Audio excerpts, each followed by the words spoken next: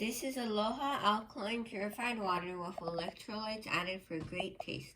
It passed its purification by reverse osmosis. We bought this bottled water from Hawaii. It cost $2.19. Let's test the TDS and pH levels.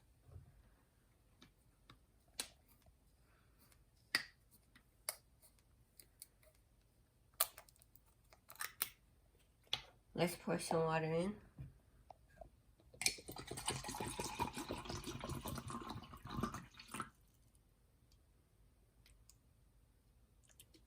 First, let's test the TDS level. Turn on the TDS tester. Make sure it says 0 and put in.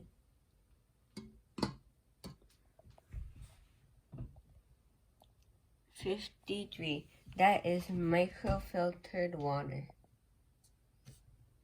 Now let's test the pH level. Do 2 to 3 drops.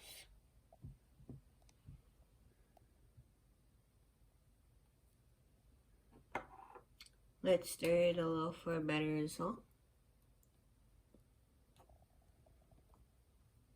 I'm going to give this an 8.5. This is alkaline water.